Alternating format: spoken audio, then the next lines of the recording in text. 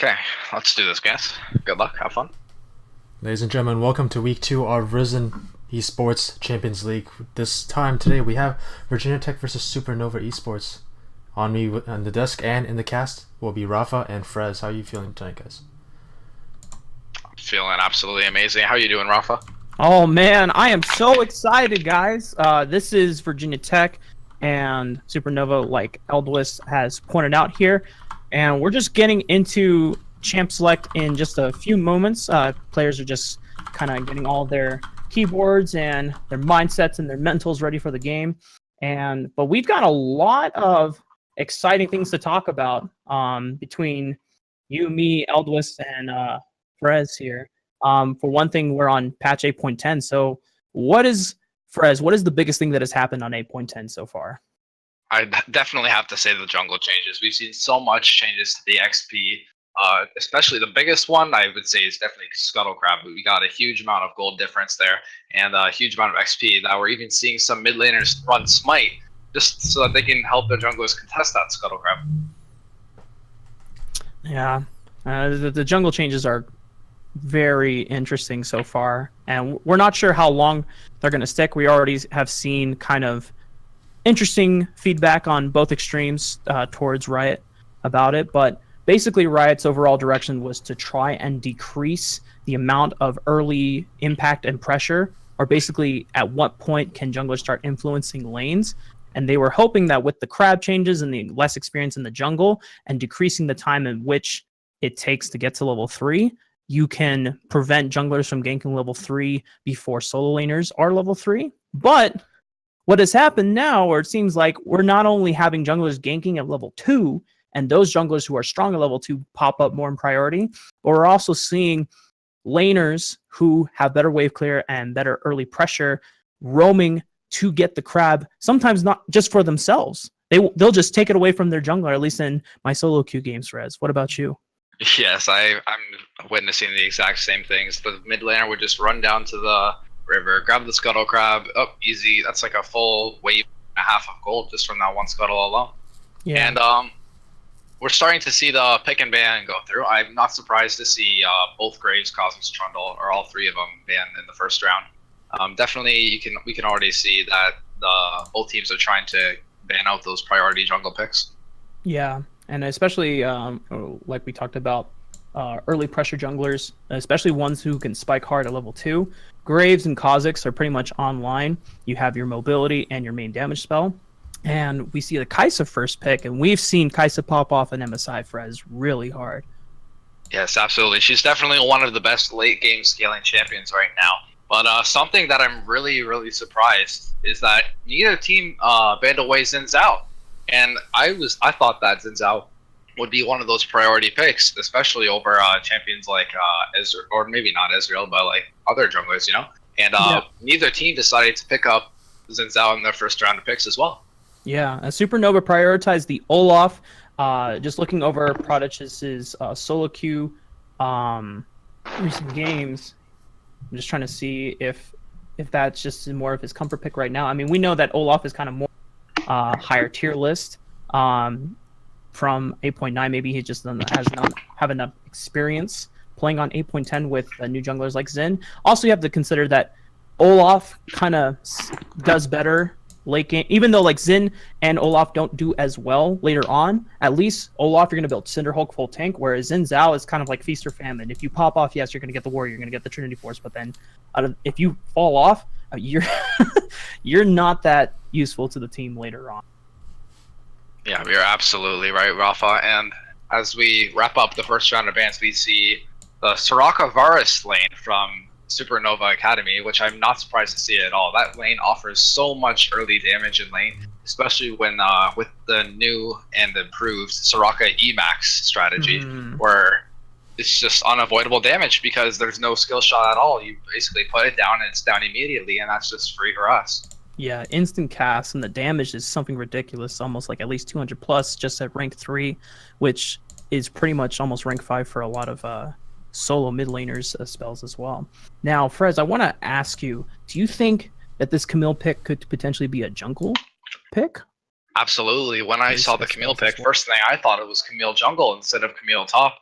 with the most recent jungle changes, we're seeing a lot more Camille in the jungle just because of how good she is with those early levels with her Q and her E as well, because she can definitely contest those 1v1s, and especially for that Scuttle Crab, which we were talking about before. Yeah, well, we'll have to see. It looks like Virginia Tech have 2 more picks left to go. If this is the Camille jungle, then we should be seeing the support and then perhaps the top laner or the jungle. Oh, well, there's that Xin like you talked about, Frez. So it looks like it will be Camille in the top lane, but the Xin Zhao in the jungle. Yeah, absolutely. And from Virginia Tech, something I didn't get to talk about in the first round of picks, that Camille and Galio combo in the mid-late game is going to be absolutely absurd, because Camille can down one target, and then Galio are on top of the Camille. That can just completely start a fight perfectly for Virginia Tech if they're able to execute it properly.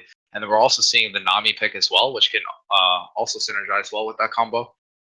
Yeah, and the final pick for Supernova is the Ornn in the top lane. So at MSI, we see how difficult it is, even for carry top laners like Camille, to lane into the Ornn, because Frez, after all of these nerfs, after everything that Riot has done to try and keep the Ornn down, it seems like the Ornn just still is such a huge priority pick. The base damage on it is still high enough for you to be able to duel in a solo lane. The CC on it is so invaluable that Call of the Forge God being able to start fights whenever you want. It is a long-range AoE knockup. I mean, how is Virginia Tech going to play around this Ornn?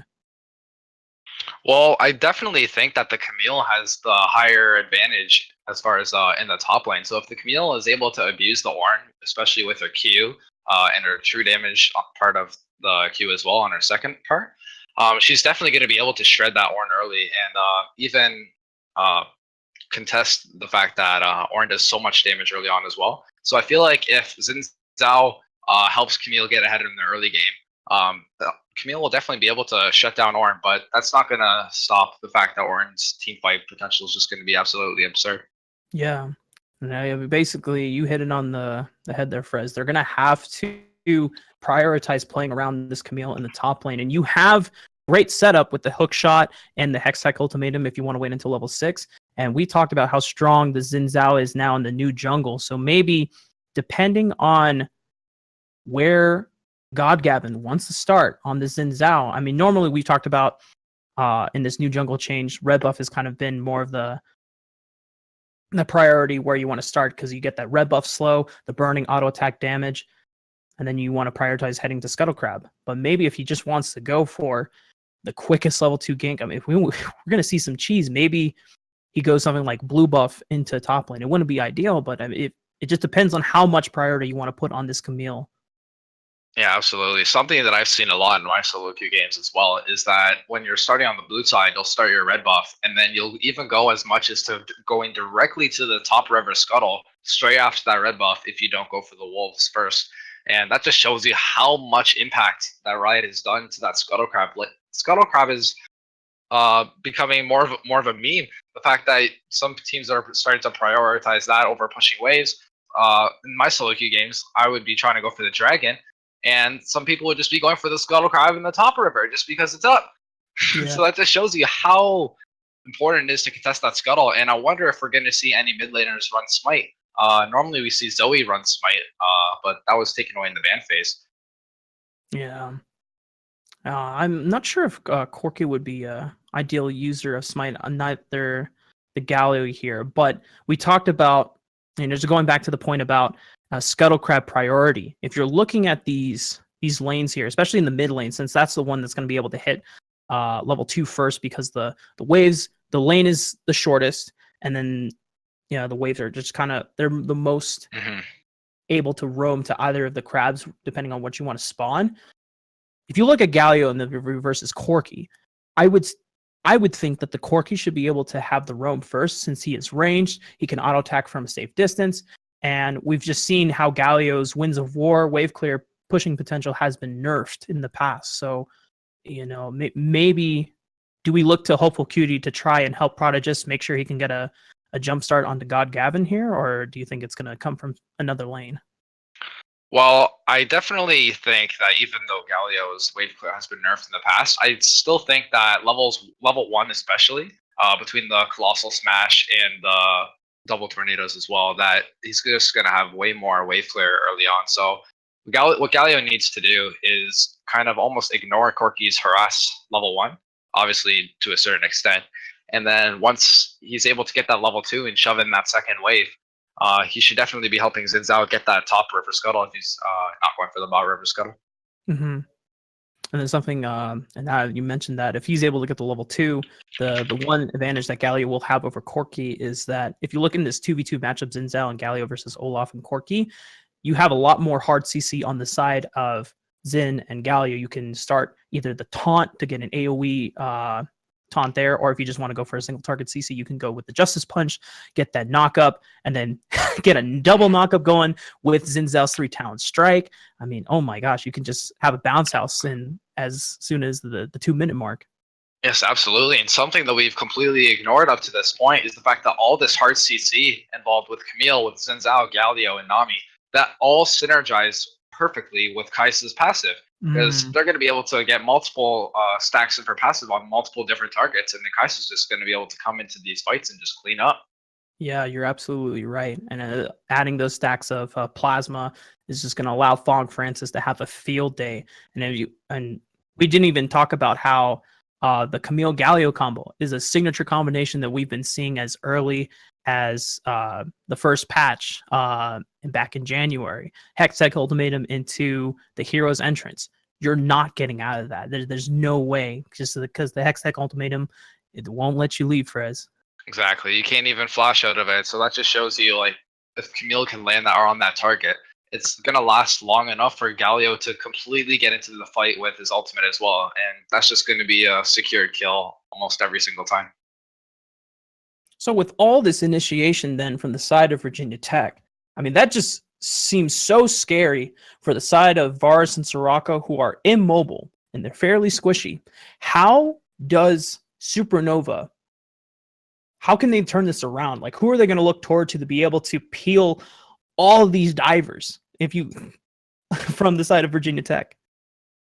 Well, I think that one thing that Supernova has that Virginia Tech doesn't is they have that snowbally mid lane. Because Corki has been seen to just absolutely solo carry games if he gets fed enough early. But the only problem with that is that Galdio, he's a little bit harder to kill than your average mid laner, right? So he's definitely going to need some help. I would not be surprised if Olaf went Predator here, just for those that extra AD and those movement speed for those early ganks. However, Varus Soraka definitely has the upper hand in lane as far as kill potential in lane, just because Kai'Sa has to really wait to farm up until late game. And something else that I also see here in Champ Select is that Varus took heal and Soraka took barrier. So we're kind of seeing that Ardent Sensitor meta come back a bit when every Soraka would run barrier and Varus would run heal. So they're definitely gonna be a lot harder to kill than the Kai'Sa and Nami. Definitely. And the Soraka and Varus, very strong lane in itself. You have better range than the Kai'Sa, I believe 575 to 525. And then the Soraka, just even though the Nami, we've seen Nami being historically a great laner, and the Soraka at this point, or in this current state, is just so much more obnoxious. But looks like we are heading into gamed now, ladies and gentlemen. Everyone in Twitch chat, if you're voting for Virginia Tech, let me see the hashtag VTWin. If you're voting for Supernova, let me get that hashtag SNWin. Get your support out for your fellow teams. Support your fellow players. We're going to have a great game coming in soon for you, ladies and gentlemen. Yes, absolutely. And as we're loading into the game after that 3-minute timer has expired, what do you expect to see, Rafa? Based on these two comps right here, we have more of a team fight central comp with Virginia Tech, and more of well, even though there is still a team fight comp on Supernova as well, like, who do you think, whose comp is better? Oh man, I should be asking you that, but if you want my thoughts, I love your thoughts. Well, thank you, Frez. I like your thoughts too. But no, it just like we were looking at the draft. You just look at the amount of CC for the side of Virginia Tech. I mean, that sets up Kai'Sa so well, being able to get multiple stacks of plasma going down. So as long as they can get Fong Francis out of this lane, because if you think about it, the early game, you can carry it a little bit through God Gavin, you can carry it through Yates pressure, and then Smite Infinity.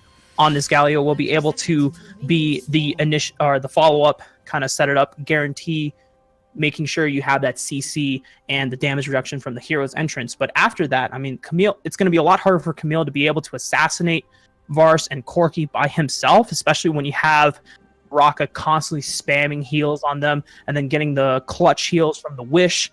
I mean, these divers are not going to be enough, so you need Fong Francis to be farming well, to be scaling into the late game, because then it doesn't matter how much CC you have. If you don't have the damage to back it up, especially since they have the premier healing support on their team, that's going to be really difficult then for Virginia Tech if they don't have that. Well said, well said. And if we're looking at each lane individually, I would definitely say that Supernova has some very hard champions to kill between Orange tankiness, Olaf's tankiness, Corki's ability to be safe, especially into melee Galio, and then the amount of sustain that Soraka and Varus have. It's definitely going to be up to Godgavin on the Xin Zhao to try to swing those lanes and see who can get those early kills. Yeah.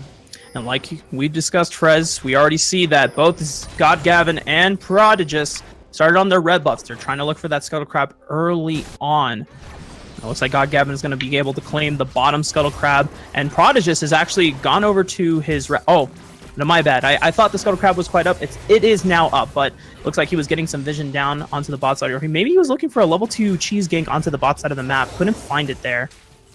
Yeah, but if we look at the CS already, Olaf was able to go directly from his red buff to his Raptors, while Zhao sat around waiting for that Scuttle Crab to come up. And now he's already more than a full camp behind the Olaf. And we're going to see how Prodigus... Actually, it looks like Prodigus might be able to push Xin Zhao off of it. And I wish the direct-to-camera would share our sentiments here, because this is...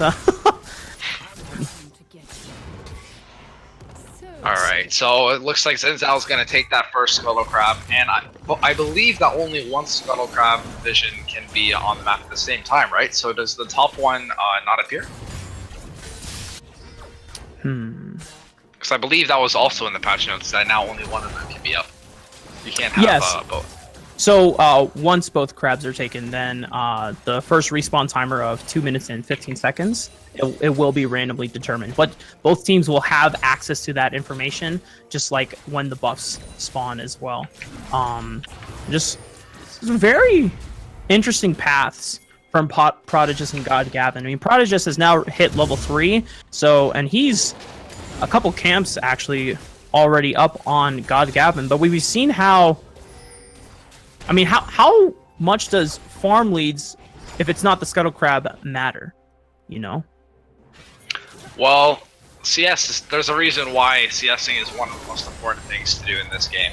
If you already look in the mid lane especially, you have Corki has more than full wave on the Galio.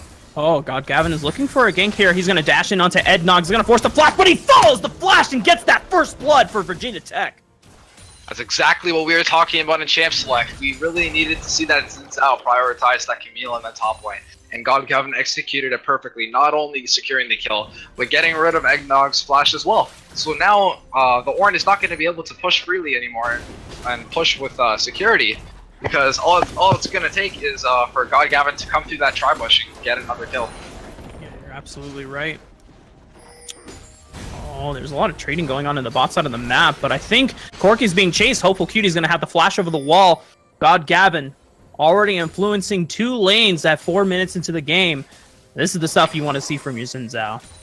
Yes, absolutely. And now, although the Olaf has the CS lead over the Xin Zhao getting that first blood and the Scuttle Crab as well, definitely not surprised if Xin Zhao has more goals than the Olaf right now.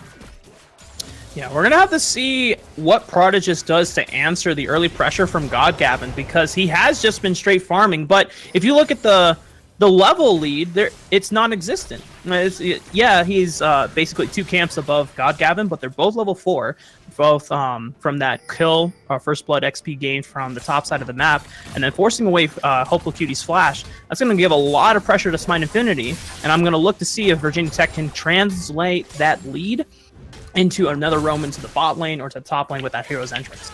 Yes, absolutely. And you asked before about how much CSing really matters, and if we take a look, both teams have the exact same amount of gold right now. There's a little to no difference. Oh man, and like we talked about, Smite Infinity now has that roaming priority. Didn't even look like he was needed, but he's gonna get that assist gold. Oh! Oh! Mistakes were made. Oh. That's a interesting play by Soraka. With yeah, that. I need to get some thinkings in the chat on that one. Not sure what was happening to L9 there, but looked like just over or underestimated the minion damage early on there. Didn't pop. Yeah, but as I was saying before the play top lane, you asked me about how important it is that that both teams are CSing properly.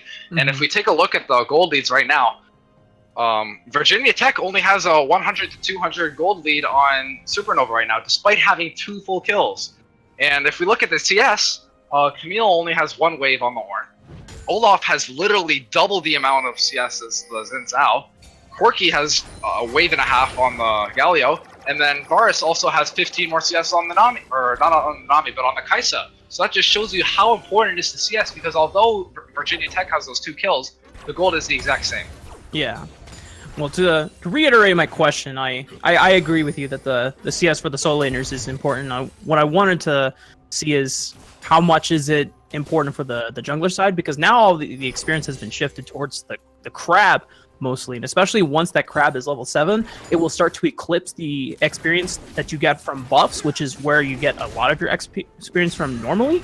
So I mean, the gold will still be relatively the same, and so if Prodigus can get an item advantage over God Gavin despite being behind in experience, then yes, I think that advantage can be translated. But we haven't really seen Prodigus do anything so far, Perez. Yeah, I'm really surprised that we haven't seen as many Olaf ganks with Predator, but I think we're about to see one happen in the mid lane. Well, he makes his presence. He didn't pop Predator there, just threw an axe, forced Smite Infinity to just punch away to safety. He is low on mana though, so maybe if Prodigus fancies it, he can come back for a return game. Yes, but with his red buff coming up, I'd imagine that he would just be grabbing that red buff, and then something to keep an eye on is the Scuttle Crab appearing in the bottom river. We're already seeing Virginia Tech starting to ping towards the Scuttle Crab. Oh man, there might be a gank gank happening mid. Yater does not opt to use the flash to go on to Hopeful Cutie. His flash was down from the side of Corki, but a little too far forward, didn't have God Gavin and Smite Infinity in quite the right place, and also Galio does not have any mana, so would not be able to follow up with the Hero's Entrance or any of his other spells there. Yep. And while everyone's just farming away, we see Xin Zhao secure that Scuttle Crab. Xin Zhao 2, Olaf 0. A big yikes for Prodigus here. Not getting any of the crabs so far in this game. I don't even think he got the top crab either, if I remember correctly. No, I don't believe anyone got the top crab. I could be mistaken though.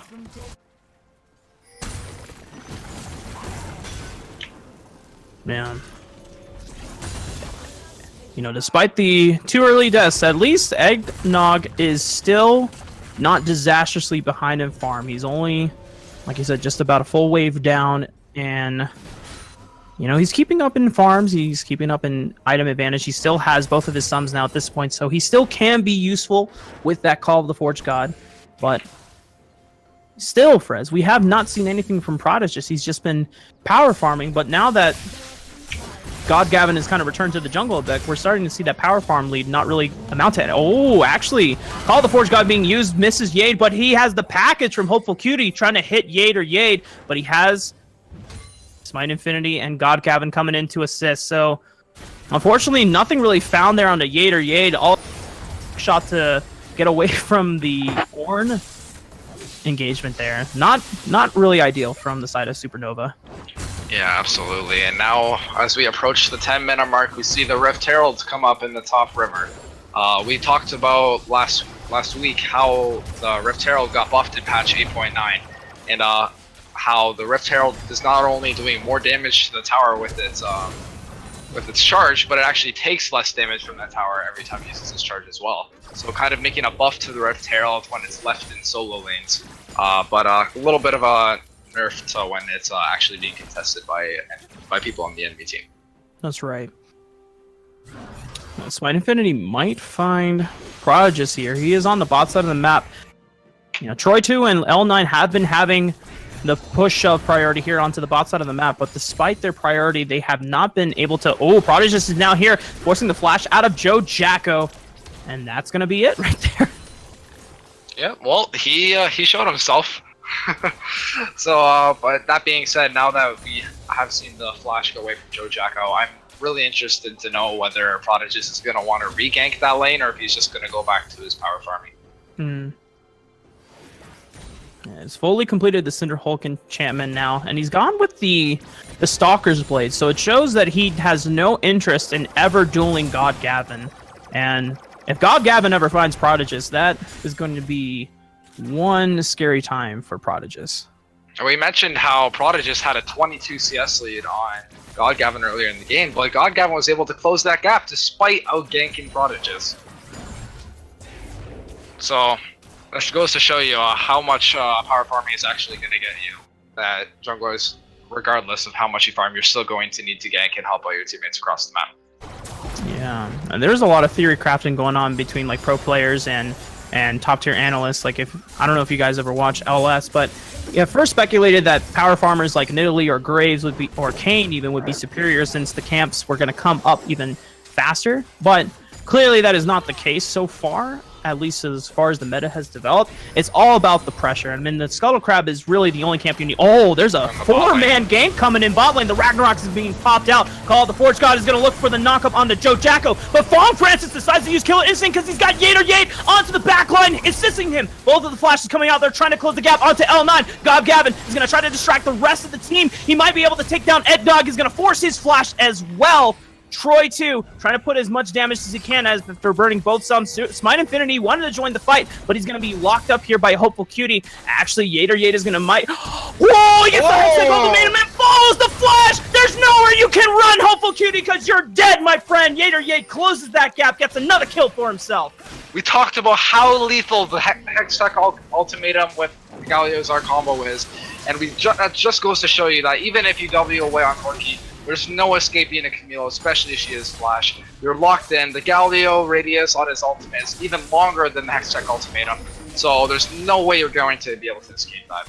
Oh man, that was just absolutely nasty. And there's more fighting here. L9 taking a little bit more trade damage from Fong Francis as Xin Zhao was able to collect the Cloud Drake there for Virginia Tech, but 3 kills now overall, 19.7k gold to 18.9, looking about 700 gold leads, so still not that huge, but that was a huge bot lane fight for Virginia Tech overall.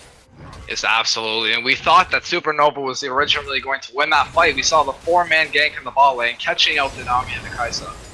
Even though Nami didn't have flash, she's still able to get away. She wasted all her CC on the Olaf, who was in the middle of his ultimate, so it didn't affect him anyways. So I'm really surprised that Virginia Tech was able to escape away with no casualties there. Yeah. Good guy Joe Jacko, holding that full wave so that Fong Francis can get the full... Man, get you a support or get you a partner that holds the wave for you like Joe Jacko does. I wish those were the supports in my solo queue games.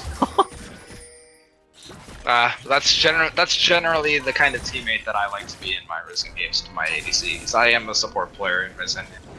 I like to be good guy Frez, holding out that wave inside of the tower so that my ADC doesn't miss any CS, no matter how long it takes. No matter how long they take to pick items in the shop. Now, one thing we do have to talk about Frez is that how many sums are burned in that bot lane exchange. Looking at Troy 2, he has no sums now for the next 2.5 minutes. Galio's ulti might come up for that time. Yater Yate's Hextech Ultimatum is also up, and they might not even need those 2 solo laners as long as God Gavin can come up, set up Fong Francis. Oh, actually, he's here in the top lane. Ednog is going to try to do his best to get out of this one, but I don't know if you're going to be able to do it, my friend. God Gavin does take a lot of damage, is going to have to flash away from the turret damage, but Ednog trying to play that out as best as he could, but not going to do it this time around. We mentioned earlier in Champ Select that the only way we're going to be able to shut down this Ornn is by abusing him in the early game, getting his flash early, and then being able to camp him multiple times. It's just proven to show that that's just the way to go. and putting Ornn at 0-3 is just absolutely setting him and his team behind. Yeah. The thing I will commend Ednug, though, is that, I mean, we're going to have to see how his CS differs now on this third death, but we talked about it before, Frez, he's still doing decently well and keeping up his CS. It's not like Yater is still being able to pressure him solo off of most of the waves that he's able to collect, and he's still on his way to being able to rush that Frozen Heart, which looks like the item of choice for him. He's got the Tabby Boots, so he's going to have a lot of armor, and if you look on the side of Virginia Tech, most of their early damage is AD and physical anyway, and attack speed related as well. Not going to do so much against Yater because he does have the true damage from the tactical precision, but once Fong Francis comes online, it's going to be mostly magic damage with that Guinsoo's Rage Blade being picked up. Should be... I wonder if Fong Francis will go for the crit build or more of an AP-centrics build. Oh, actually, they're going to use the Tidal Wave right here. Troy, too, we talked about this. No sums! That's 4 people in the bot lane. There's nowhere for that Varus to go. L9 has to just look on sadly as his ADC goes down. Going to have to concede this wave, and most likely the turret here, Frez. Yeah, Scott Gavin is completely out-jungling Prodigus right now, but it doesn't look like we're done yet. Oh, it's not. L9 popping the Wish is not going to be in nowhere near Prodigus popping the Ragnarok, but having the flash away from the hero's entrance.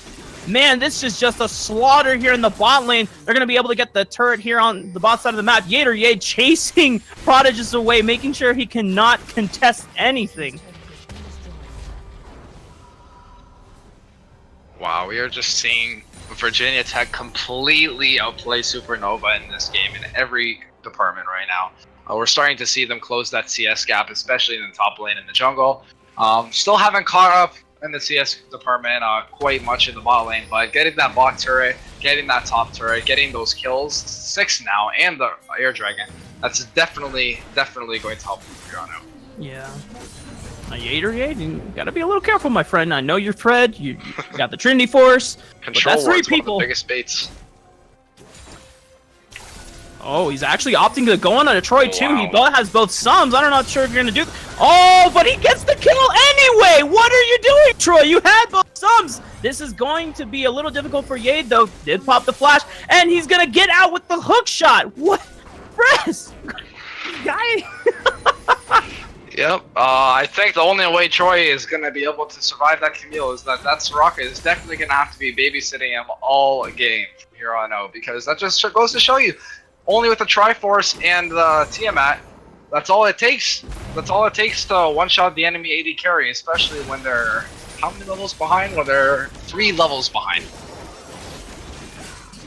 This is absolute deconstruction coming from the side of Virginia Tech here. They might as well rename themselves to Vel'Koz Tech. All right, that was bad. I'm sorry. Gotta throw in one every once in a while. A+ for creativity. Yeah, that's about it.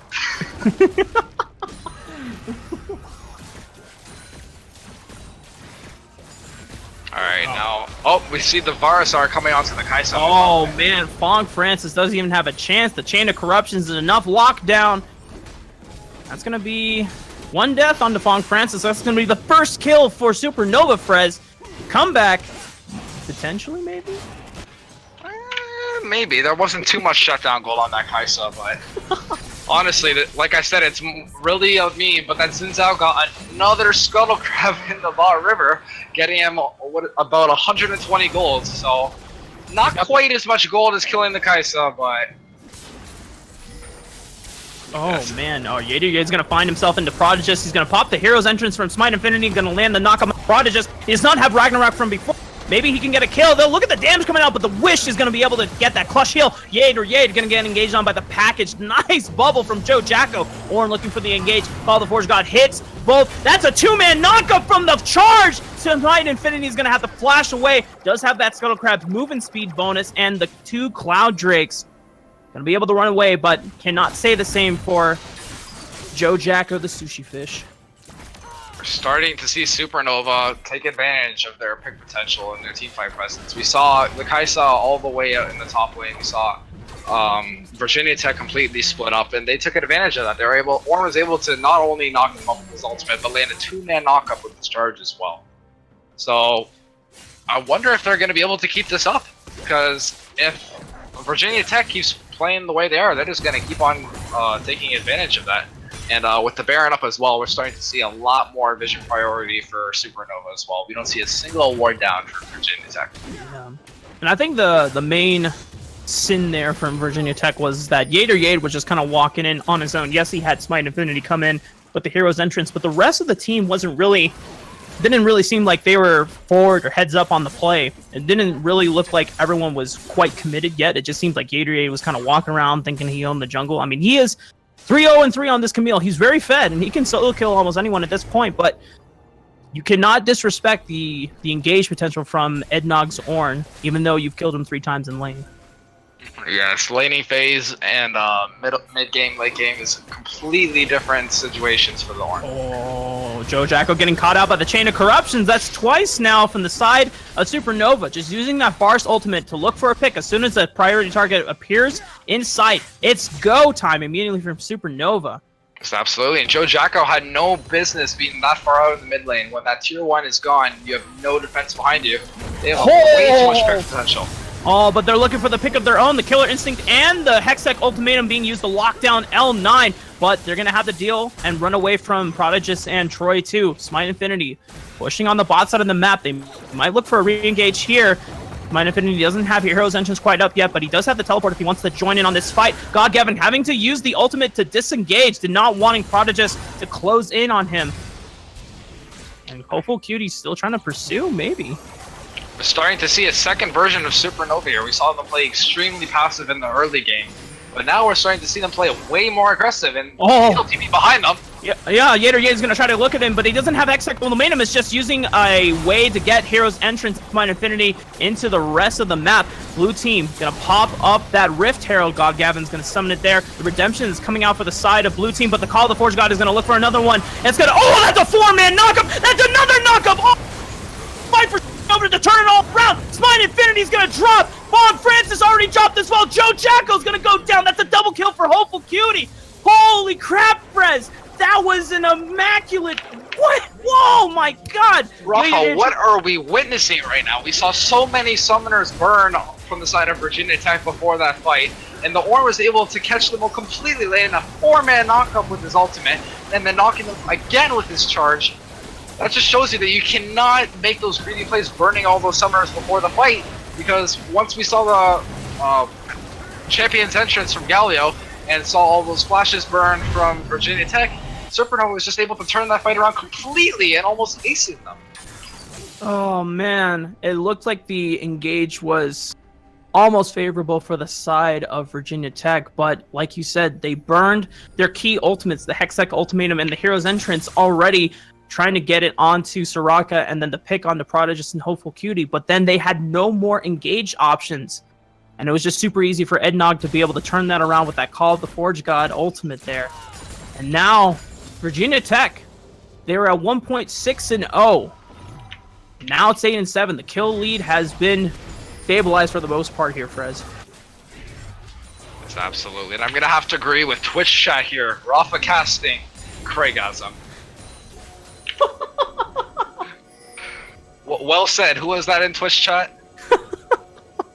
Blue Muddy 2. I'm gonna have to agree with you. His team fight casting is absolutely amazing. You're absolutely right.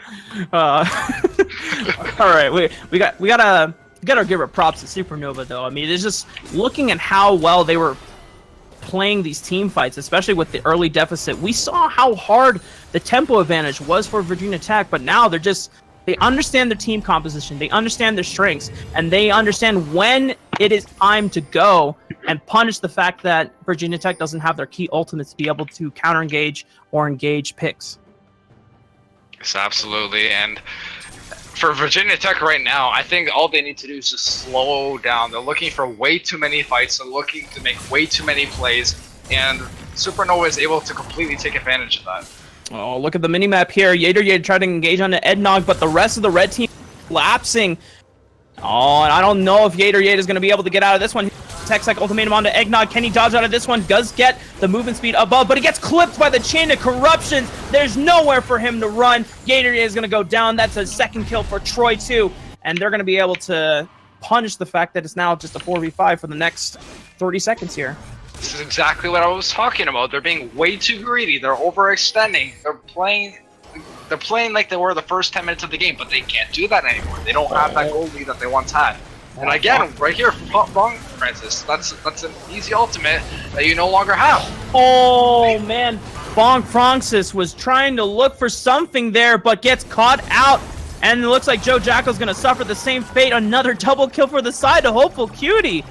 Oh man, Frez, I think you're calling you got a crystal ball or something? Because you talked about that Corki snowballing, and now we know we had the early lead from Virginia Tech, but look at Hopeful Cutie now, 5-1-3 on this Corki. He has the Trinity Force, Rapid Fire Cannon. He's on his way to completing the Infinity Edge soon. This Corki's going to be a monster. I mentioned before how, oh my gosh. Oh man, Yater, what are you doing? He just completely just went in and just died. Troy 2 is just popping off here on the back line. He has the heals. He has the one-man front line from Prodigus. I mean, he needs nothing else at this point. I mean, just look at his build. Gwinsu's Rageblade, Runon's Hurricane, and he's going to be building that Death Cap as well. He's going to be shredding through these people. Wow. Rafa, can you give me a word that starts with T and ends with throw? I think that's it right there. It's just a throw. It's Smite Infinity trying to get the... It's never ending. There hasn't been 10 seconds of a break of a fight for the last 5 minutes. Yeah, they need to slow down. I mean, the Virginia Tech needs to try and slow down this fighting, but for Supernova, they're just going to take the advantage and just keep the gas pedal pressed down here, my friend. This is not the way that Virginia Tech saw this game happening, especially with the 6-0 lead they had. My gosh, Virginia Tech is just completely giving me a headache right now. They just need to slow down. They're trying to do way too much with their team. Yes, they have that engaged, but they're forcing fights. They're not trying to create those fights. There's a very big difference between making fights and forcing fights, and that's exactly what we're seeing. We're seeing them force fights. They need to slow down, wait for that perfect moment to go in, because now any lead they had before, aside from the 2 Cloud Drakes that they currently have, is gone. Supernova has more turrets, they have more kills, and now they have a 3k gold difference as well. Ping's going down onto Yater Yade. He does have Hookshot and Flash and TP, but we're going to have to see if he's going to opt to stay here. Looks like he's just going to wait in the bush, gets scouted out by the blue ward here. Not sure if he was looking for a bait onto perhaps Troy 2, but like you said, Frez, like, why are you looking for baits? I mean, I feel like Virginia Tech are, instead of, like you said, looking to set up and prepare for plays, having the vision necessary to set them up, they're just reacting. They're reacting to, oh, there's a guy here. Let's kill him. Let's try to get him down. Exactly. And that's... Sorry, go ahead. No, you're... That's just the lack of patience coming in for Virginia Tech. And now they're going to be punished here. Ragnarok being popped down. He's going to try to close the gap from the God Gavin. The CC immunity is necessary there. And that tidal wave was a little bit irrelevant right there. But something I wanted to say before that fight was the Kaisa. If you look at the top side of the jungle, there's no vision there at all. She had no idea that all 5 of them were bot. There was no wards in the bottom river. There was no wards in the middle of the lane. So, and she just needs to get back and help her team, because look at this. Supernova is just absolutely dominating all over them. Yeah, Smite Infinity going down. Kaisa, she's actually going in for the split push. Is this the call for Virginia Tech? Are they going to try to hold this down? They don't really have any wave clear now that Smite Infinity is down. They're going to try to go for the end here. Corki is trying to 1v1 the Camille. Yater trying to do his best. He has the Hexagon Main. He flashes in, chases after Hopeful Cutie, but he can't kill him. Those healing from Soraka is too much. And Kaisa, you can't recall now. It's too late, my friend. That's the win for Supernova. Yeah, what looked like to be a completely dominant game for Virginia Tech. I expected to see a 20-minute game in favor of Virginia Tech, but wow, that mid-game, they just played way too aggressive. They just tried forcing way too many things, and Supernova punished them for that. They recognized that they were going for those greedy plays, and they took advantage of that and punished them for it. Yeah. One thing I will say about Supernova overall is that what was fantastic is that they were able to wait until a point where they could start making fights on their own terms and then being able to punish the mistakes by Virginia Tech. But one thing that cannot be overlooked here, Frez, was that early game. Yes, the early game then didn't matter as they turned it around in the mid and the late game and being able to react properly. But Prada just power farmed. He didn't really do anything. He didn't really force anything while God Gavin was setting up his top laner and his mid laner for success so that they could prioritize and roam to the other sides of the map. So one thing that Supernova need to be able to look at is whether it's their vision control or their communication between the jungler and the rest of the team, seeing if they can, because against better teams that can actually get an early lead and then close it out, you're not going to have that chance to be able to punish later on. Yes, exactly. And if I was God Gavin right now, I would be ripping my hair out because he completely dominated the early game. He got his entire team ahead. And then to have the rest of your team just go in for these greedy plays the rest of the game, just absolutely threw the game for them. So for me, personally, I have 3 people in mind for man of the match. So I'm going to say who they are, and I want to get your thoughts on them. So my first man of the match is God Gavin on the Xin Zhao. Obviously, he just completely dumpstered on Supernova early game, snowballed the top lane, took over those Scuttle Crabs, got the early Dragons. But hear me out on this one. Ednog on Ornn could also be considered man of the match because he kept getting those 3-4-man knockups with his ultimate and then following up with that perfectly. He landed every single ultimate he used. And then also, we have Corki on Hopeful Cutie, just absolutely dominating the damage charts in that game. So what do you think about those 3? Yeah, I was gonna definitely put in my couple cents for Ednog and Hopeful Cutie as well, because it's admirable for a top laner to receive so much pressure from God Gavin, from Smite Infinity, and then of course from Yater trying to push in that advantage to still not only maintain his lane and keep up in CS, but also translate and be so successful and impactful in team fights. And I mean, that just goes to show you why, I mean, not to take away from Ednog because he is the one that piloted the champion, but also it's good to have champions like Ornn who can still, even if you get camped, if you get focused, if you get behind, you still have a powerful kit to be able to use later on so that you're not completely useless. Whereas if you get behind on a carry top laner, unlike Camille because she still has the Hex Ultimatum, but if you're just playing crap like Yasuo top or Riven, I mean, you don't really have that much to contribute afterwards once you get camped. So it just speaks volumes about Ednog's mental resiliency to not let tilt affect him. Yes, he died 3 times. And then, of course, Hopeful Cutie, he stepped up big time. He just made sure he knew when his time was to shine. As soon as the fight started out, if I would like to see damage graphs or something, but if you pull up the stream right now, all the damage graphs are actually right there. Oh my god. We have 18k damage from the Corki, opposed to the 9k damage from the Galio. So double the damage of the same lane. And something that really, really surprises me, Xin Zhao only did 5.8k damage, while the Ornn did almost 10k, and the Olaf did 14k. So despite not ganking early, he still got in almost triple the damage of the Xin Zhao. Tanks, man. League of Tanks. The League of Tanks. It's the same for a reason. All right, but all this being said, I think that despite dying early, my man of the match has to go to Ornn. Yeah, I would agree as well. But it's not just our thoughts. I want to see what Twitch chat thinks. I want to see your opinions as well. So go ahead and respond. Feel free to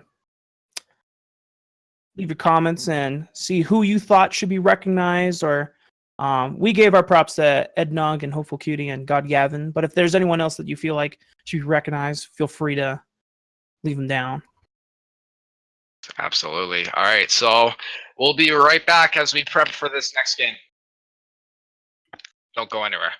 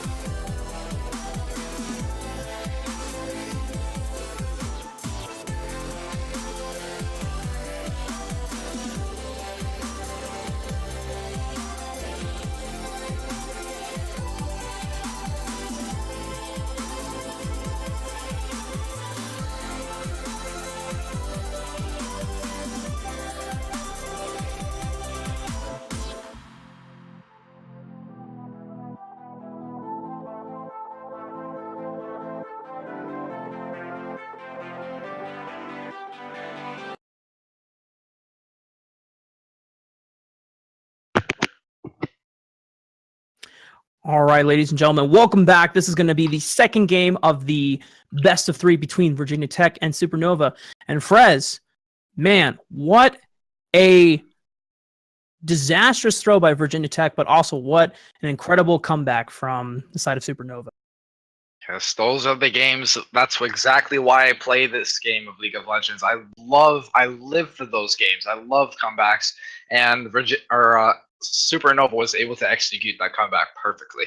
Yeah, and it looks like we are going to get into pick and bans now. Supernova Academy now on the blue side, whereas Virginia Tech is going to be on the red side. And the bans coming out, we see Virginia Tech banning Zoe again, and the Supernova Academy is now elected for Ezreal ban and the Camille ban in addition to the Aurelia.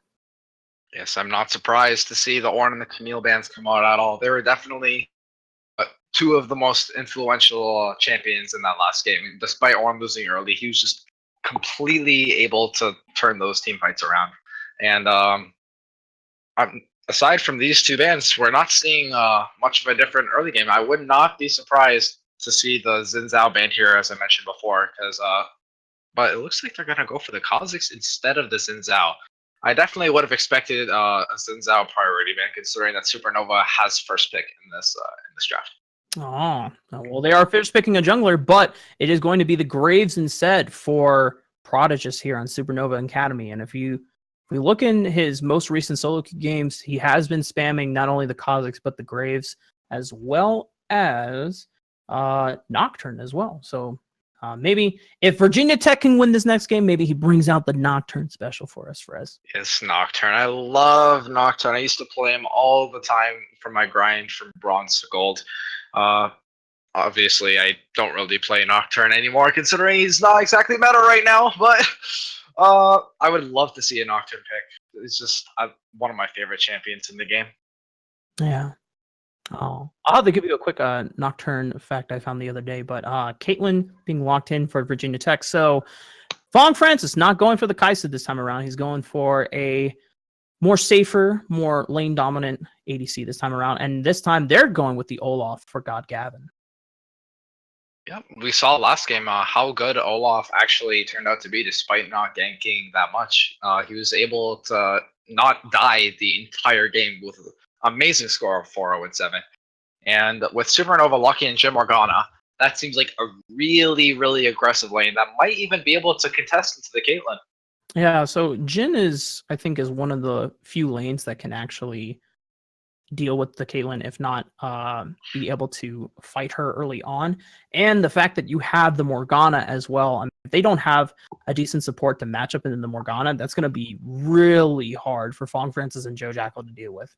It's not only is Morgana amazing with Jhin, taking away the Morgana from that Caitlyn Morgana lane is just absolutely huge for Supernova here.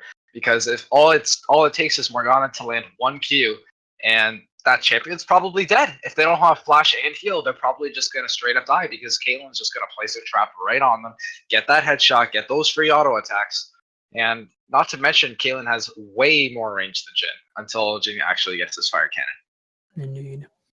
Smite Infinity looks like he'll be getting his Galio again. He was pretty useful on that champion, being able to use the heroes time it well with the engages from God Gavin and Yade or Yade. But the bans coming out here, support focused bans from Supernova Academy makes sense since they already picked their premier support and they want to limit the champion pool for Joe Jack to make sure that he doesn't get a good lane partner to help Caitlyn ease into that lane. But they forgot about the Soraka, the one that they just played in the first game.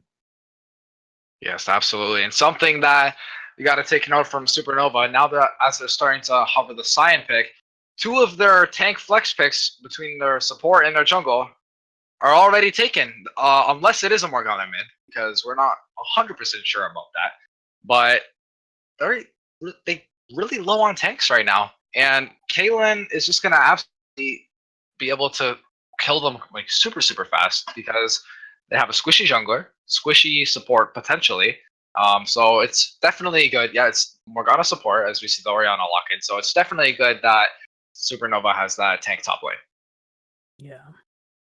And we saw how great Ednog was on the Ornn before, and now we're going to have to see how well he does on the Sion.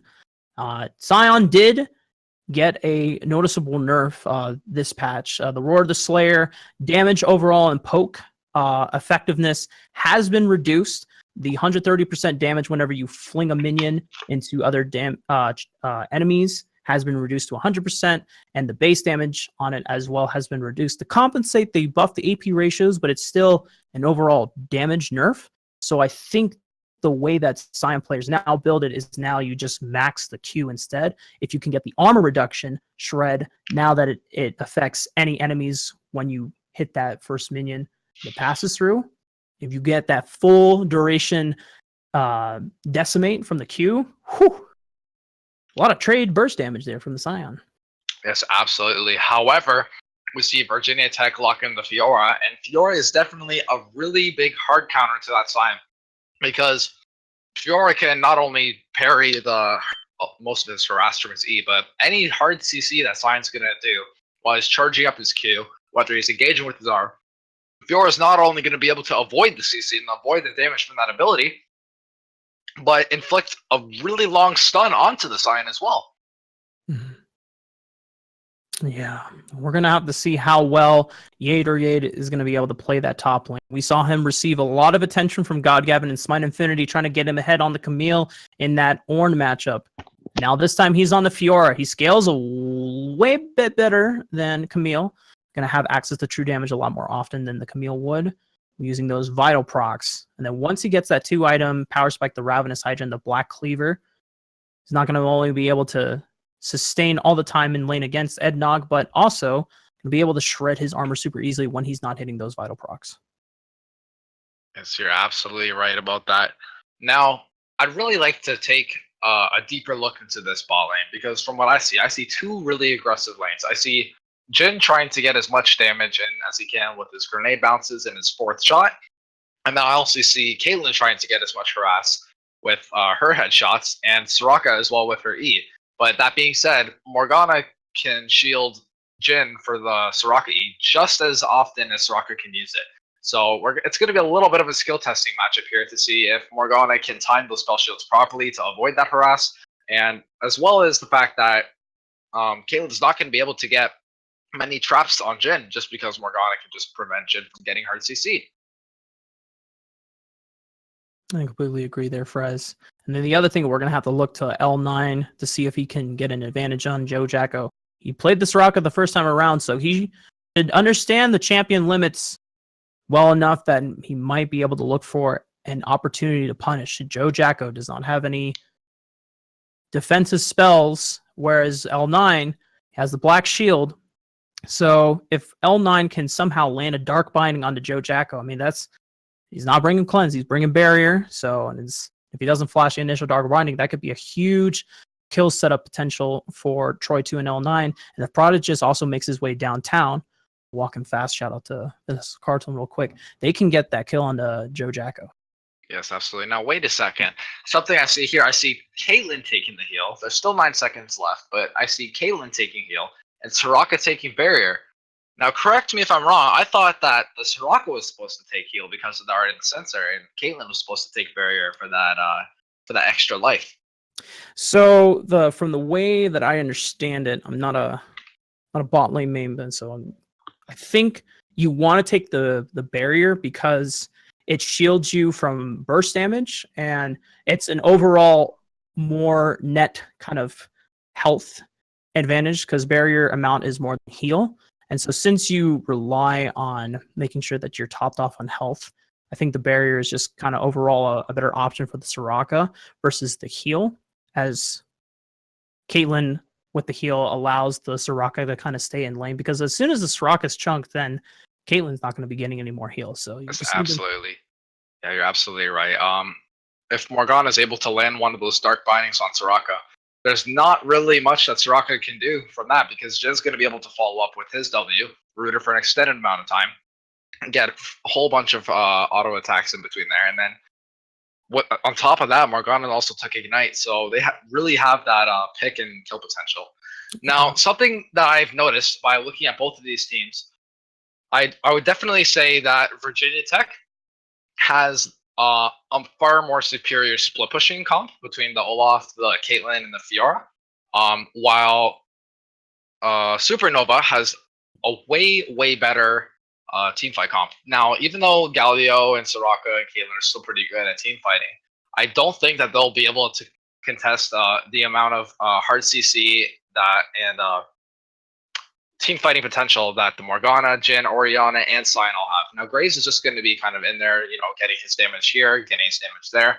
But if Orianna is able to put that ball on that Sion, and Sion's able to land like a 2, 3, even 4-man ultimate, Orianna is going to be able to follow that up with a shockwave as well, and just absolutely destroy those team fights. Yeah, we'll definitely have to see how well Supernova is able to play out those team fights.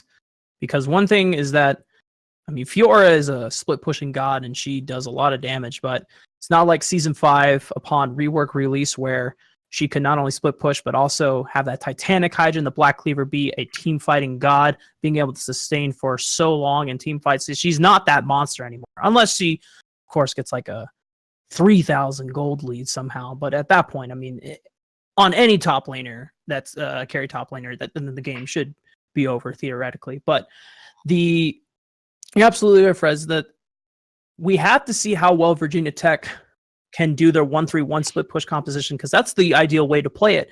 But that was their first composition, and we saw how well that worked out after they threw. Yes, absolutely. So it's really going to be up to Virginia Tech to do exactly what they did last time in the early game, get those early leads.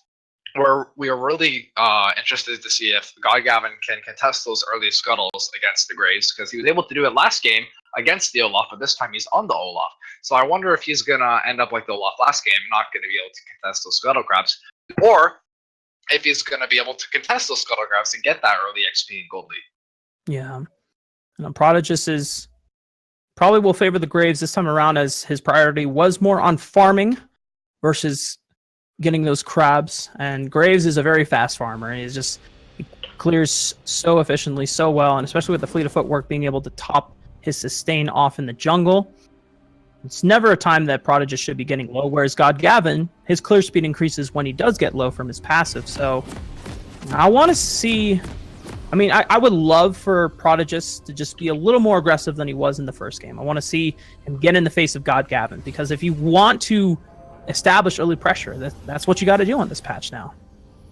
Yep, you're absolutely right, Rafa. And as we get into the game, we're already starting to see both teams go for that line of scrimmage. I wouldn't imagine to see any greedy invades at that CLO. How about you? Well, if for anyone who's been watching MSI, no spoilers, but a lot of the level 1s have been so creative from the top tier level teams.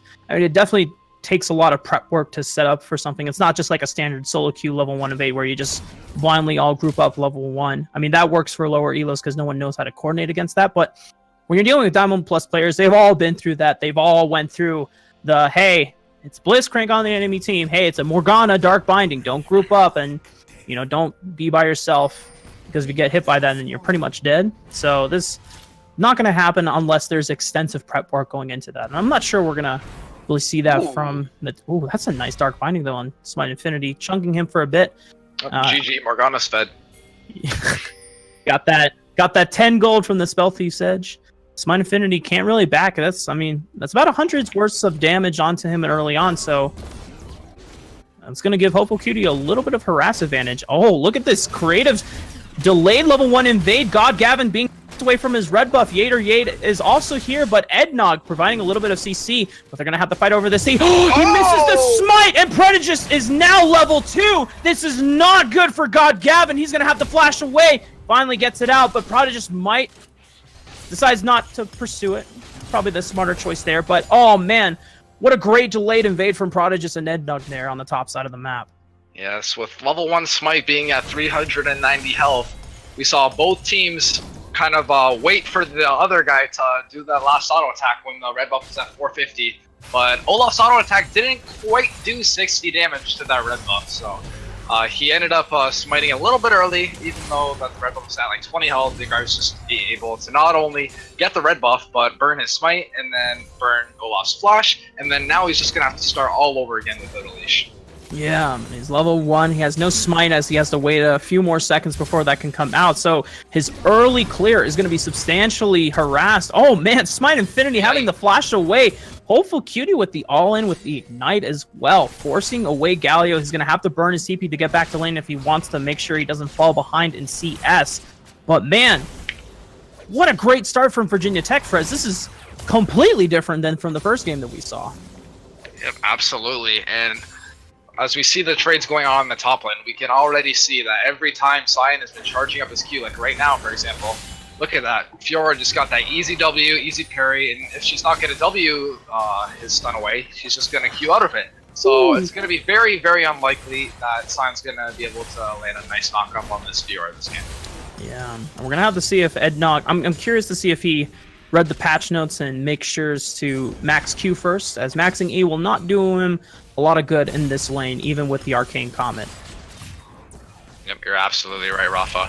And so far, if we look at the bot lane, I'm not too surprised to see this outcome right here. We see a potion burned from both Jhin and Morgana, and you just see the Soraka completely out-harassing both of them, because not only is she getting that easy damage right there, but even when Morgana does land that E before she does it, the Soraka silence goes through the spell shield because it just does so much damage early on.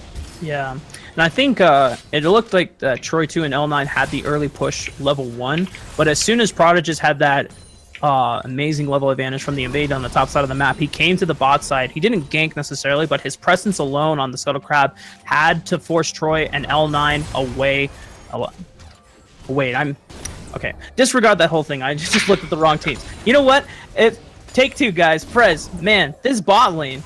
Caitlyn, right? Caitlyn, annoying champion to deal with in lane. Yep, absolutely. As we see right there, both teams trading. We got the Caitlyn headshot and the Q, and then we got the Jhin fourth shot as well. So it seems like both Caitlyn and Jhin are trying to farm as much as they can, and they're both trying to trade whenever they get that big power spike up.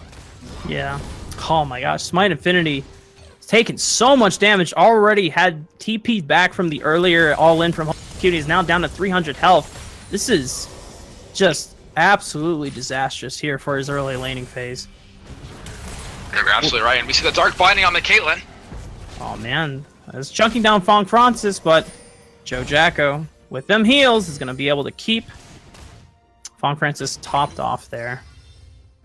Absolutely, and as we approach the 5.5 minute mark, we can already see both teams about being the same as far as gold lead. The same with XP, with Olaf a little bit farther behind than the Graves, as that level 1 invade from Graves and Cyan, that 200 IQ delayed invade on the red buff has definitely set him behind. He's behind 2 levels of the Graves and double the CS, so it's a little bit of a opposite of what we saw from last game. Yeah, and it looks like Prodigus answered my prayers there. I was asking, a little bit more aggression from him, not just passively farming, and he's, doing the best of both worlds. He's not only getting the right moments of aggression, like we talked about the delayed level 1 invade, but he's also gotten the priority on the Scuttle Crabs, and he's just power farming the rest of his jungle camps once those objectives are already complete. So Prodigus is outclassing God Gavin right now. Yep, you're absolutely right, Rafa. And if we take a look at Olaf's jungle really quick, his pathing is extremely awkward right now since he was set so far behind early on. He's going back and forth between top jungle and bot jungle just to get his camps, because he had to go all the way towards Gromp, and now he's gonna have to go all the way over there just to get his chicken and his red buff. And then once he does that, he doesn't really have any more camps. He still won't be caught up to Graves and CS, and he's just gonna have to back. Yeah, and it's a little difficult for him to do anything on the map right now. He's looking at the bot lane. I mean, maybe he can gank, but his bot lane already has priority. He just needs to protect it. But going up against the Graves that is ahead of you, wow, the Ignite actually popping out from L9. Oh, because Prodigus is here. Bong Francis has the flash away, burned the heal as well. Joe Jacko, no sums necessary needed to burn, just keeping Bong Francis as healed up as much as he could in that gank from Prodigus there. But Prodigus now, I mean, just more praises, putting some pressure onto the bot lane. And it seems like that was the only lane that was seemingly losing or doing too poorly. The 20 CS down, but now with the both sums down on the Caitlyn, that should be another all-in from Hopeful Cutie. He might be able to get the kill. He does! First blood coming from Hopeful Cutie on this Orianna, having a better understanding of how Smite Infinity plays the Galio in the early laning phase when he played on Corki, and now it seems like he just got his number. Yes, absolutely, and we're starting to see the Smite Infinity that we saw in the middle to late game of last game. There was no reason for him to all in there. Sure, he could have got his combo off, got a little bit of damage on Orianna, but Orianna 6, Galio's R isn't really going to do much right there. He didn't have any teammates that he could go to nearby. Oh, meanwhile on the top lane, Yader went for an all-in, using Grand Challenge, proccing Eggnog's health all the way down to 300, but using that Unstoppable Onslaught, trying to delay Yader as much as he can. He doesn't want it back quite yet. He does have TP, but he wants to put his lane in a better advantage. Oh, but God Gavin is looking for the roam. He has the Predator. Eggnog having to flash away onto the second turret. God Gavin not opting to chase in there, just getting the flash, understanding he already has the innate advantage, and he's going to help his top laner try to get that first brick. Yes, and although we saw both Fiora and Sion trade ultimates, Sion losing his ultimate right now is a lot more important than Fiora losing hers. And the reason for that is because Sion easily could have just got that last wave, recalled, and we just saw Caitlyn lose both sums. The only protection that she has right now is her net. So if Sion was able to back there, walk down ball lane, ult right in, that could be one, possibly even 2 kills, and then he could just TP right back up into top lane. Yeah, but because God Gavin was there, they do claim that first brick.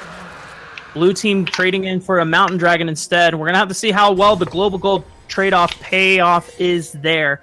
Joe Jack and Bong Francis still having a CS lead despite the gank from Prodigus and burning both of Caitlyn's sums, but they have to back away as they know that Prodigus was on the bot side from taking that dragon, so even though they're pushing in this wave hard, they cannot step up too far unless they know that Prodigus has stepped away. Yes, absolutely. And we see that Galio is spotted by Supernova and down the river, so they immediately disengage from that Soraka Caitlyn. Once what looked like to be okay fight, as soon as he was spotted on that river ward in the bush, they instantly got to go back because Galio can instantly turn that fight. And despite the early deficit from Smite Infinity in the mid lane against Hopeful Cutie, and just kind of God Gavin being behind from Prodigus, it looks like their bot lane and top lane are still doing well enough on the side lanes. And we're just going to have to see how Virginia Tech can translate those advantages onto the other sides of the map that are suffering.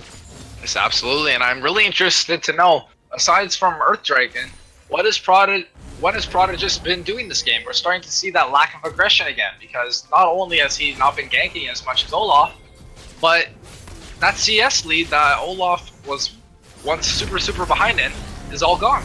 Oh, the Sion ultimate sound was heard, and the Unstoppable Pod didn't knock up anyone. The hero's entrance is going to be able to get the fight. Yader has TP'd on the side of the map. That's a 3-man shockwave from Hopeful Cutie, but it's not really doing as much as he wanted to. Edna going down here. That's a 5-on-4 right now, but Ragnarok and hero's entrance and Grand Challenge have already been used, and Prodigus has left the game. Uh-oh. Looks like we just got a little bit of a lag spike right there. Seems to be back, but for safe measures, the game has been paused. Well, that's It was a very interesting team fight in the bot lane. Yeah. If you if we were able to look back and pull up a replay, we would have seen one last minion, one last red minion underneath the blue tower, and that's what Yater was able to TP into. If that was not there, her nearest entrance for that team fight would have been the tier 1, and she'd have to walk all the way in, and that could have influenced the fight pretty big there. Yeah. That's also a pretty unfortunate time for Prada, just to DC right in the middle of a team fight that caused the death of your top laner. Oh, but Dark Binding clips. This could be enough damage. The Wish is going to come in. It's still not enough. The Prodigious using that collateral damage, and now the Curtain Call is going to try and find more people here. It's Smite Infinity trying to lock up and delay the fight as much as he can. Hopeful Cutie still gets the kill into Yater. That's a double kill as well on the Smite Infinity. This Orianna is popping off. Oh man, Frizz, Hopeful Cutie is turning up earlier than he did in the first game. Exactly. Last game we saw Hopeful Cutie on the Corki kind of not do too much during lane, and that was against the Galio as well. We mentioned before how Galio is a much safer pick, but Hopeful Cutie, despite going against the safe almost counter, was able to take advantage of the fact that Galio is a melee champion and he's not, and just abuse him during lane, get those solo kills, and now got fed off of a bot lane team fight. So we see him already have the Ludens, 2 Dorans, and the tier 1 boost. And Galio has not even completed his first item.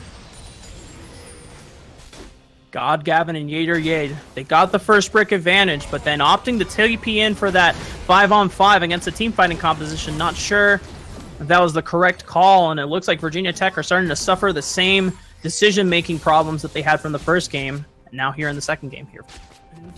Absolutely. We're kind of seeing a little bit of a mirror of last game, because last game we saw Virginia Tech have all the kills early, and while Supernova was out CSing them, but it seems to be a little bit of an opposite here. We see that Supernova is up 4-1 in kills, but still down 1,500 into gold. That just goes to show you how much those 2 turrets in the CS is really meaningful. Fong Francis, despite going down, he's still trying to play aggressive on this Caitlyn, and he was able to dodge out a Troy 2's Deadly Flourish and dodge the Dark Binding, even eing forward just to get more hits onto Troy 2. The one thing that this bot lane does have over Troy 2 and L9 is that they have a huge sustained advantage in Jojako Soraka, so they're trying to press forward that advantage as much as they can despite their current state. Absolutely, you're absolutely right, Rafa. Now, something we really need to start seeing from Supernova here is to try to get that vision control around the Rift Herald, because although the tier 1 is gone in the top lane for Supernova, they're going to have to start getting vision over there, because that Rift Herald is the next objective that both teams are going to be going for right now. As we get around the 14-minute mark, Baron's not going to be up for a while, Dragon's not going to be up for a while. So really interested to see when both teams start prioritizing vision around there. Yeah. The missing pings you can see on the minimap are going out, trying to see if Supernova are just trying to get a better understanding of where their jungler is, where their top laner is. As now they see him spotted on the top side control ward. But Frez, at what point, we talked about how this is a 1-3-1 split pushing composition. Fong Francis and Jojako should be rotating mid at some point, but they're going bot lane again. So when are they going to actually swap out Galio to one of the side lanes? Yeah, I would have thought right now would have been not a bad time to send Galio to the bot lane while Caitlyn and Soraka hold off mid, because Galio's wave clear would somewhat be able to contest against Legitimate Morgana. And then Caitlyn and Soraka should definitely be able to try to get that tier 1 mid, because that's the last tier 1 available.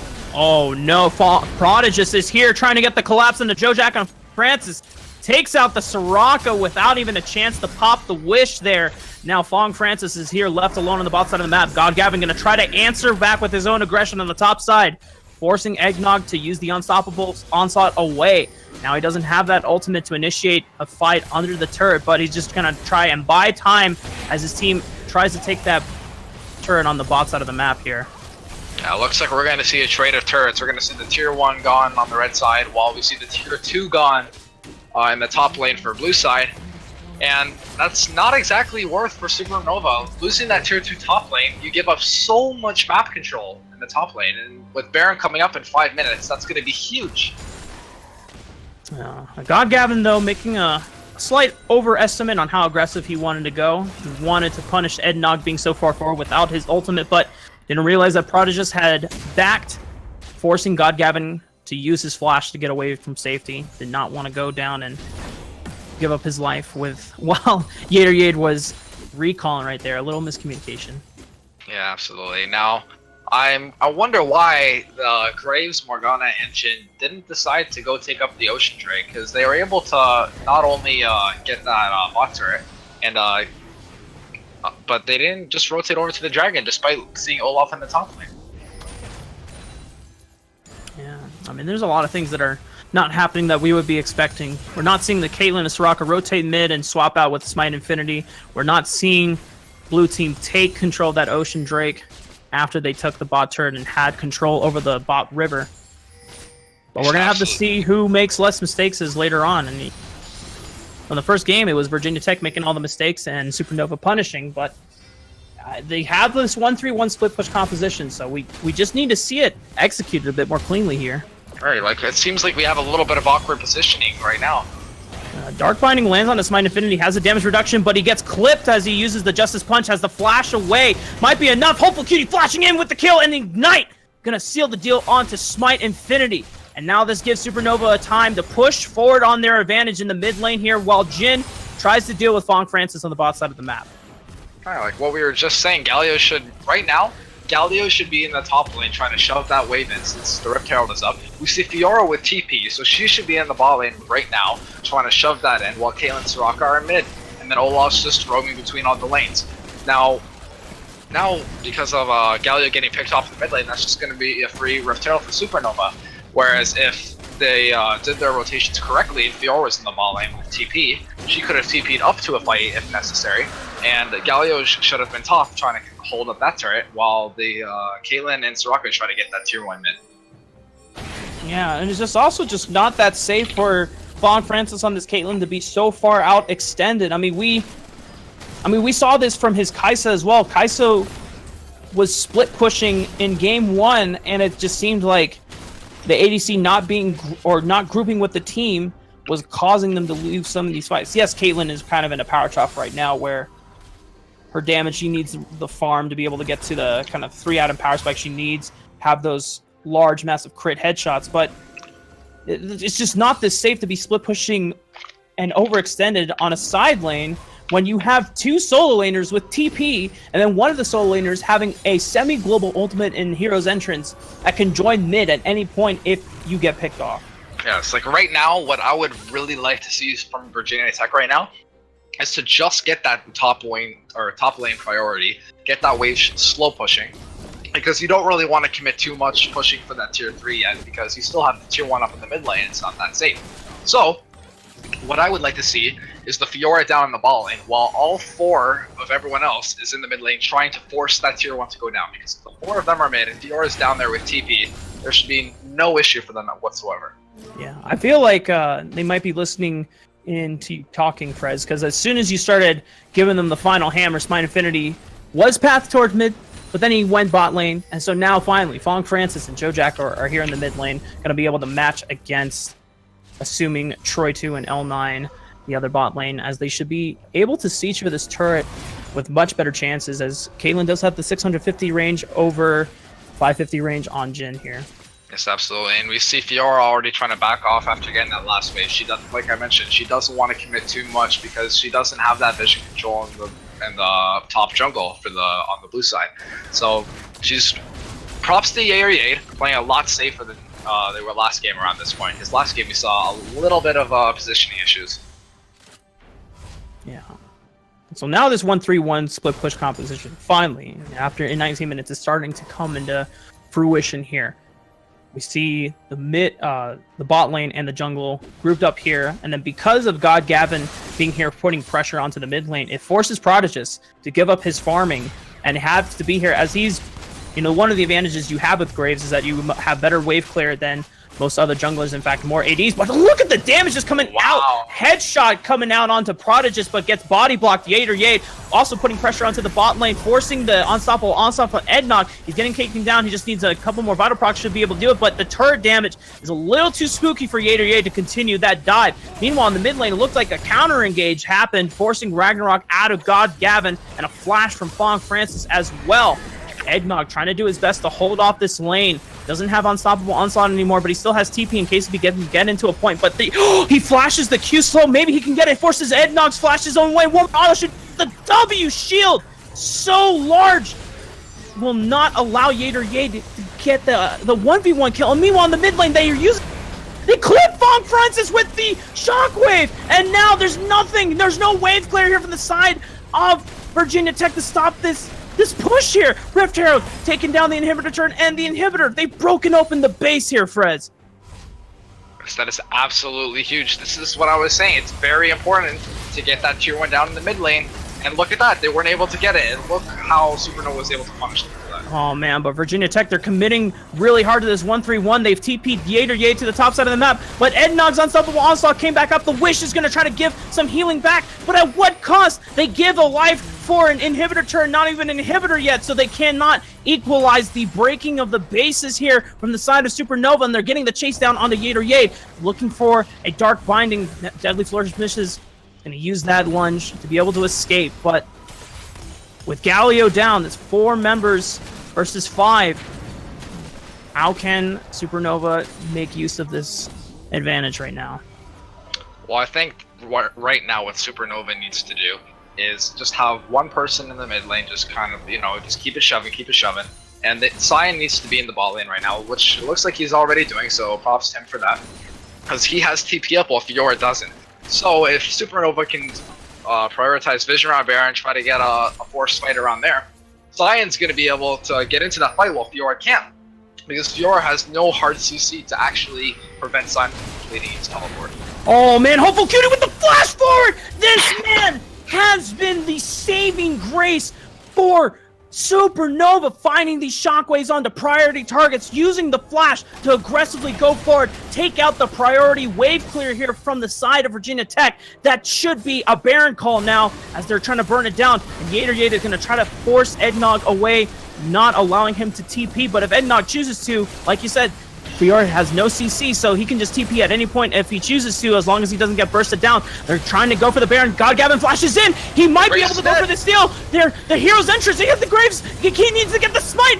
And what? Tried to! He outsmites Godgavin, and he doesn't have the smite. The execute coming in from Jin. What a disaster from the side of Virginia Tech. Godgavin, after his efforts to try and get a comeback, that was the montage play. That was what Godgavin needed to put his team back in the driver's seat, but he couldn't kill the Baron fast enough, and he got outsmited. Oh my God, Frez. What the hell just happened? Wow. Well, for starters, Prodigy... Oh, wait a second. Hang on. Oh my God, now Yater, I think there's nothing he can do. This Orianna is 8-0-2. Luden's Echo Morel and Nomicon penetration boots and almost a death cap with that first needlessly large rod. She just does so much burst damage at this point. Yep, we're starting to see a repeat of last game. We're seeing Fong Francis getting caught out way too much. Completely horrible positioning in the mid lane. And that's exactly what we saw last game, right? So, Hopeful Cutie just landing these amazing shockwaves, just absolutely dumpstering these fights. Now, as far as the Baron play, Graves should not really have been the one to be behind the Baron, because he's low health. The Baron does extra damage when you're behind it, right? And then Olaf was just able to go in there and just kill him instantly.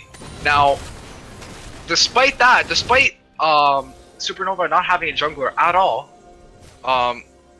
Jin, like, Troy was able to outsmite Olaf with his last shot.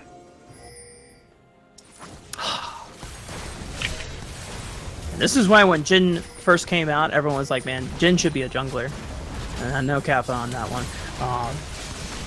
No, JK. We got the siege going on the bot side of the map here, but yeah, that was absolutely disastrous for the side of Virginia Tech. That should have been an easy punish for Godgavin, and now they just have to face the consequences. Baron on the side of Supernova here. They get that tier 2 bot turret with ease. You have 2 cannons, no banner of command though, so it's not going to be quite as hard pushing as you would like it to, but it's going to be enough. The Redemption's going to give them a little bit more health to continue the siege push. They have minions pushing in the mid side of the map, so Virginia Tech cannot commit as hard as they would like to defending this bot tier, because they have to take care of the minions in the mid wave. And this should be an easy inhibitor for Supernova to take. Yep, exactly. Now, what I would like to see them do right here is just reset, get a whole bunch of gold, just get new items, and then you really want to send your team in the top lane, because you already have the bot priority, you already have the pressure in the mid lane. Cyan has TP up again, but although Fiora is also going to have TP, I'd still like to see him in the bot lane trying to give him that extra shove, pull the Fiora out of the team fight in the top lane.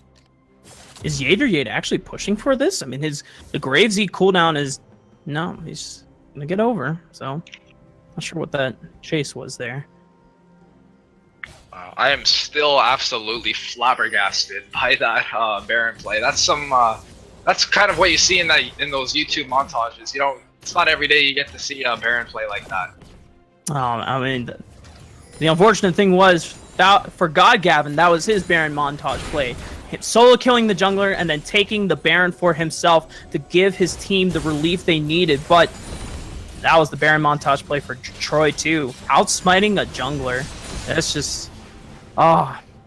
Yes, absolutely. But that just shows you how much pressure these players are under.